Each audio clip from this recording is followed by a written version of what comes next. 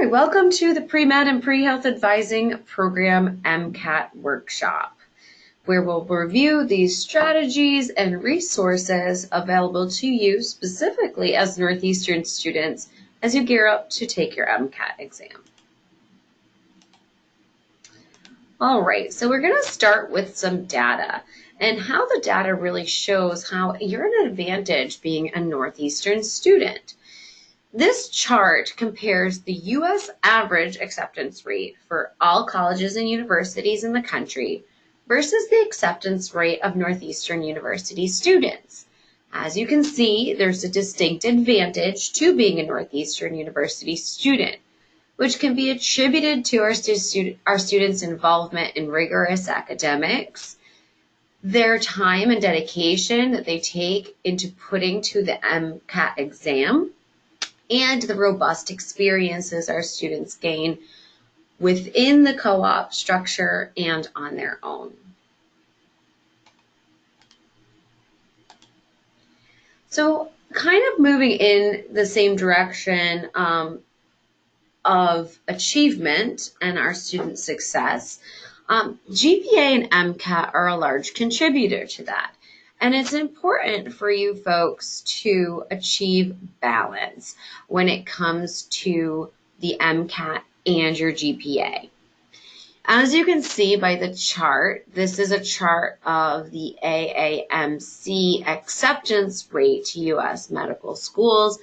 The higher one's GPA and MCAT, the greater likelihood they have of getting into a medical school. Now, this isn't to say you need a perfect MCAT score, nor a perfect GPA. As you can see by the top right-hand corner of this chart, folks are getting into medical schools at pretty high rates with a range of MCAT scores and GPAs. One takeaway from this, however, is that you should plan on taking the MCAT once and taking the MCAT only when you feel you're ready to achieve a competitive score. We're seeing competitive scores being above a 510, but as you can imagine, being higher than that or even lower does not necessarily mean that you are guaranteed or won't be able to get a spot into medical schools. This is only one factor of many that contributes to a student getting into a medical school. This coupled with experiences, personal background, and the personal motivation for wanting to be a doctor. So it's a very important element to consider, but certainly only one of many. And so now we need to take a look at what the metric means are for folks applying to medical school with regard to their GPA and the MCAT. So for MD programs, which many of you are applying to, the average GPA is just above a 3.7. with the average MCAT being just over a 510. For DO schools, these numbers change slightly to be about on average 3.55 GPA and about a 503 MCAT. For offshore, meaning Caribbean schools, it's slightly lower, to be about a 3.4 GPA and just under a 500 MCAT being average. The goal here is to achieve the MCAT score that is competitive for you and what you feel is achievable. How that communicates with your GPA and other experiences will be a part of the narrative of your application. All right, so let's get started in the MCAT prep kind of portion of our talk today. The most important thing to consider at this point in time are the courses that you've taken to date to prepare you for the MCAT. Those should include general biology, whether obtained through AP credit or here at NU, general and organic chemistry, your genetics and molecular bio course. A really important one is biochemistry, your physics courses. Also important will be your personal research and or your statistics courses. This type of knowledge base can be attained through experiences like co-op or on-campus positions. This is really important to have at this point in time because the MCAT requires a lot of problem solving and critical thinking, competencies that are also present in your research experiences.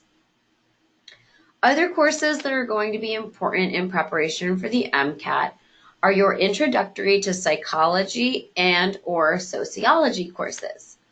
A quarter of the MCAT is behavioral, with that particular section being about 70% focused on psychology. So having background knowledge in these disciplines, whether through coursework or self-study, is going to be super important to your success.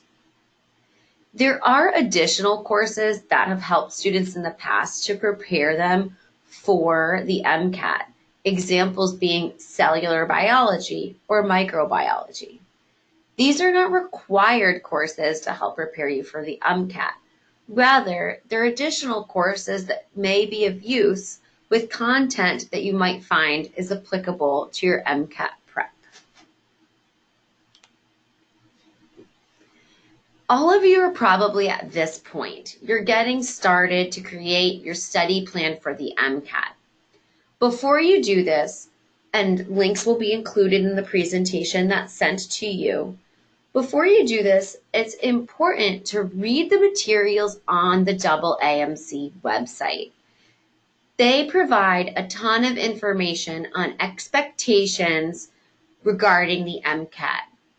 They'll also provide a lot of resources to help you create your study guides, plan for your practice exams, and materials and questions that you can utilize as a part of your study plan. If you are able to get the AAMC official guide to the MCAT, it's highly recommended. The cost is $35 to get your own copy, but we also have several copies here in our office for loan if students would like to borrow one. It's a great time to also make a folder for each exam section and list the topics out. It's important to be organized through this process as you get further down the line, you'll be thanking yourself after for being organized in terms of your study prep. Part of this also includes gathering notes from lectures, getting problem sets together, getting textbooks for MCAT prep. Again, we do have used textbooks, MCAT textbooks in our lending library in our office, so feel free to come by and take those out if you'd like. Also review articles and get to know each topic that's going to be on the test. A tip for you folks is to start to read dense and complex material daily. The critical analysis and reasoning section of the MCAT requires a great deal of reading and understanding complex concepts. So reading the Wall Street Journal or The Economist, for example, can really put you in a good position to be able to tackle that section of the exam. And keeping in mind that practice tests are the key to being successful on exam day. They're also key to helping you pace yourself for the duration of the exam, which is 7.5 hours long. So endurance is key to success. Develop a study plan. Again, review the AAMC resources, specifically the free guide to set up a study plan. Then, if you've not done so yet, you want to start your preparations with a diagnostic test to analyze what you need to study most. Some of you may have attended our free full-length practice exam this past weekend on Saturday, hosted by the Princeton Review. That would be considered a diagnostic test. For folks who may not have attended, the AAMC also has a sample test for $25 that could be used as a diagnostic test at this point in your study. Plan ahead. You need to set a realistic study schedule. Studying 8 hours a day is not normal. Instead, plan for about 20 to 25 hours per week for about 4 to 6 months. Make sure you're building in flex days. Things pop up. You could get behind. You might get ill. You need to have a little bit of flexibility built into your plan should that happen. Then you're going to start studying. Start with your weakest areas as indicated by your diagnostic exam. Then plan to return to those same weak areas at the end of your study schedule. Try to study from all 4 sections on most days. Especially important is CARS, which is the critical analysis and reasoning section, which takes me to my previous slide about reading dense material daily. If you're the type of person that could benefit from it, join a study group for a portion of your study time, whether that's meeting informally with some of your friends and peers who are taking the MCAT, meeting more formally in our free MCAT prep course, or enrolling in an MCAT prep course through a test prep company. Whatever pathway you choose is one that has to make sense and be realistic for you.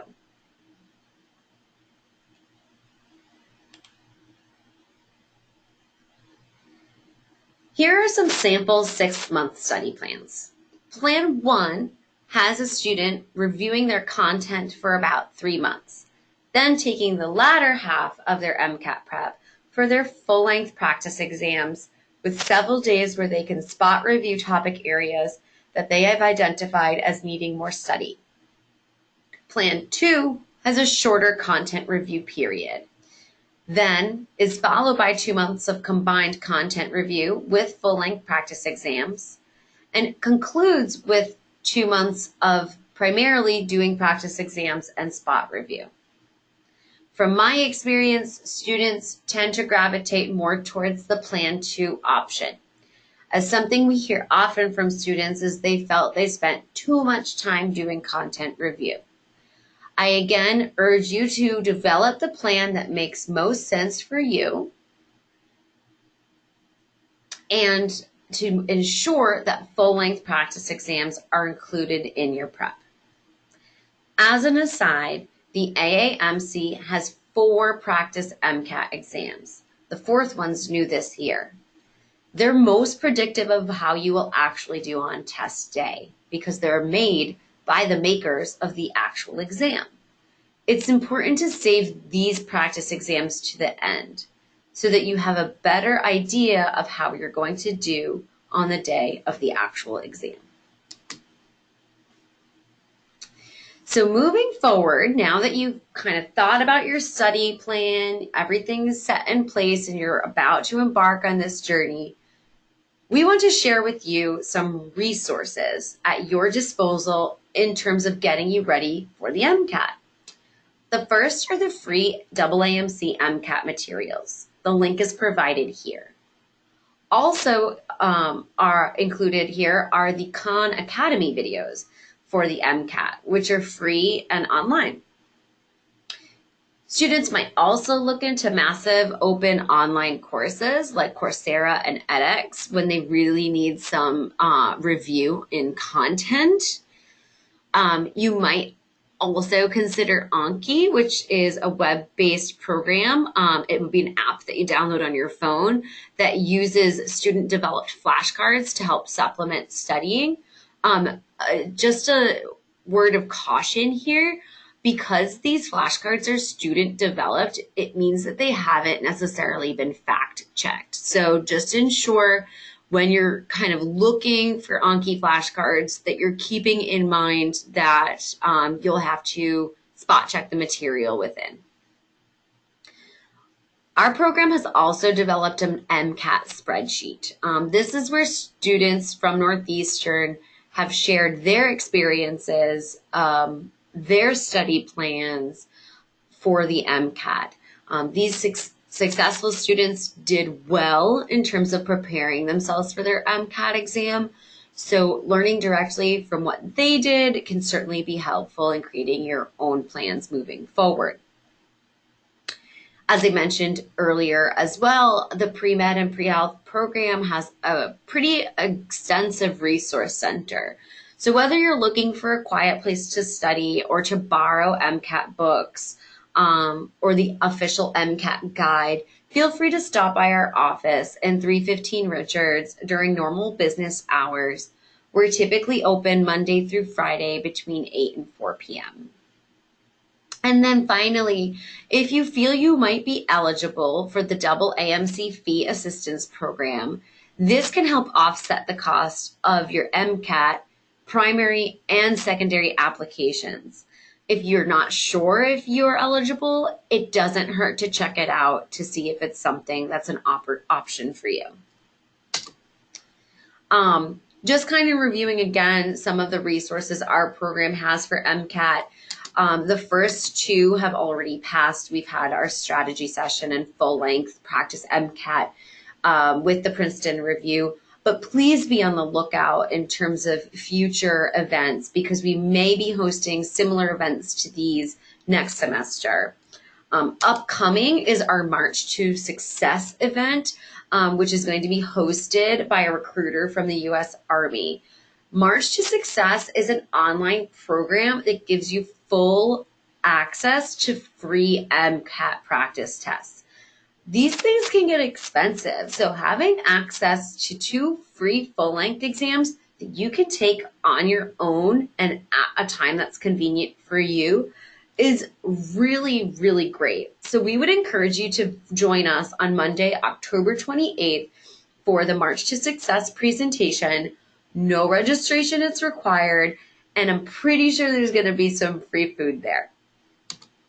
Another really wonderful resource that proved extremely successful last year was our free MCAT prep course.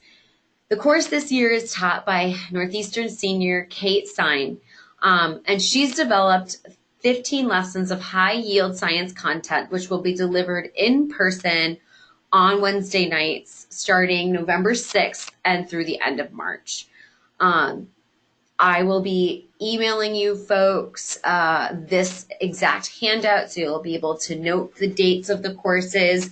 Our students who took the MCAT course last year were on average earning about 2 points higher on their MCAT than students overall who applied from Northeastern. So be sure to check it out. Even if you can't come to one or a couple of the sessions, you can always come to those that you're available.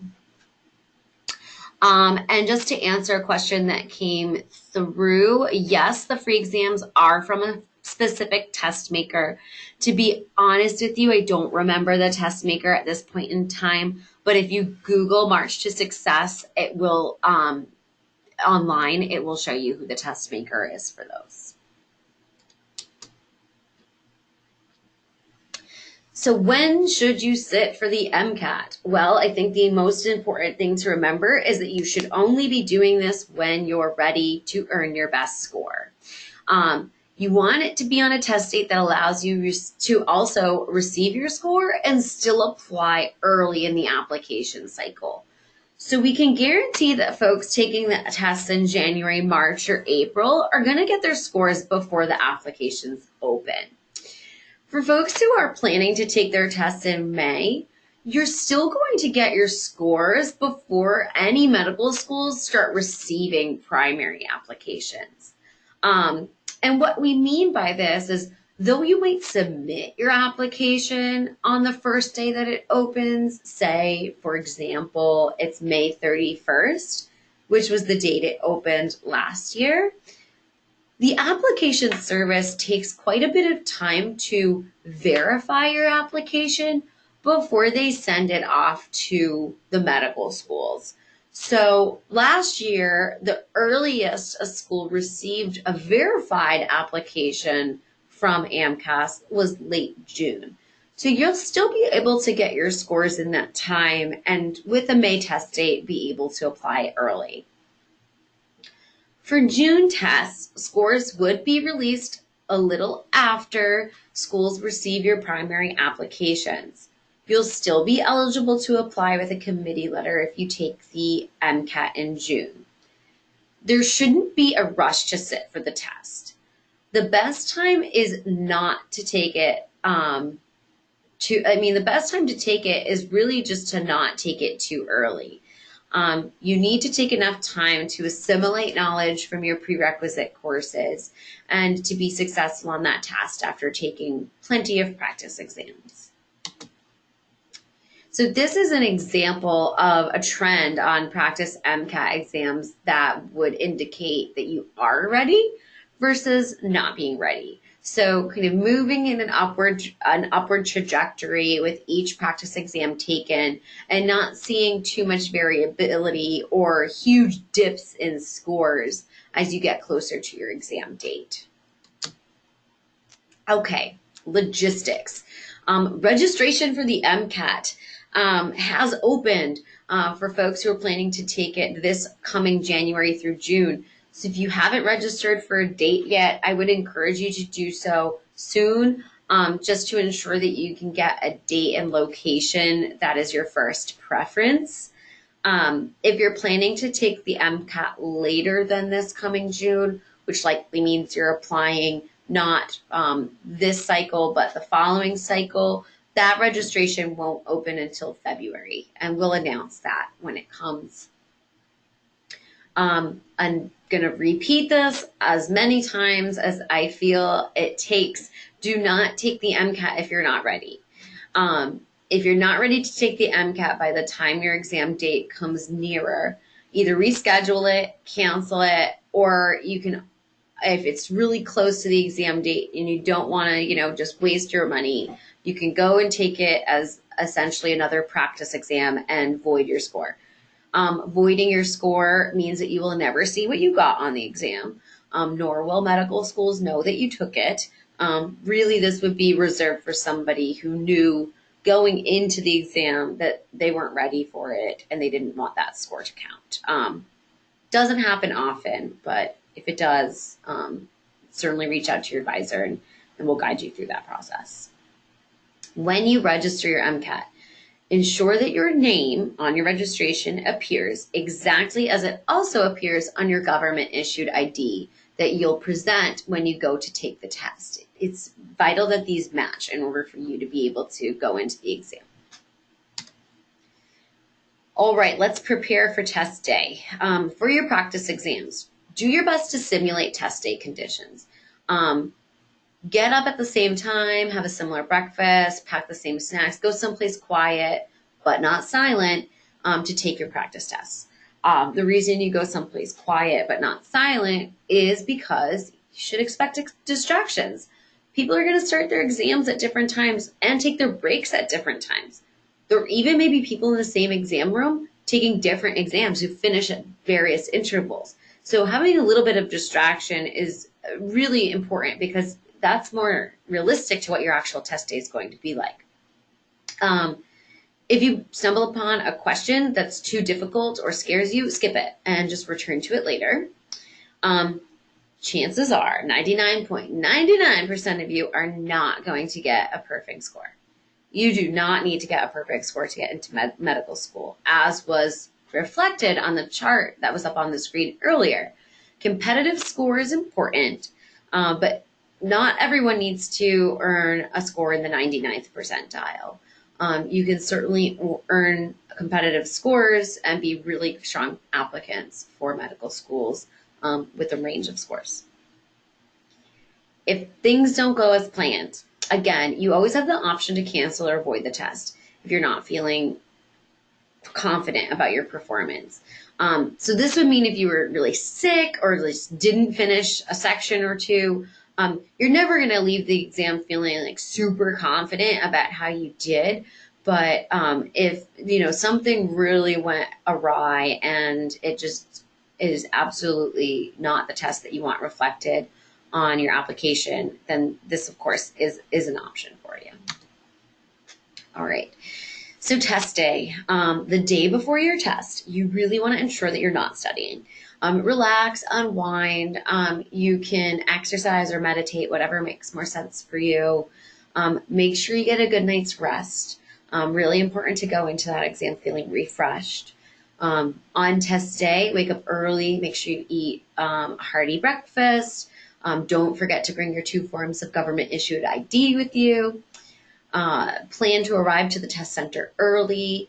You might want to do a practice run on an earlier date to kind of get a sense of what morning traffic is going to be like, and to check transportation schedules if you're using public transportation.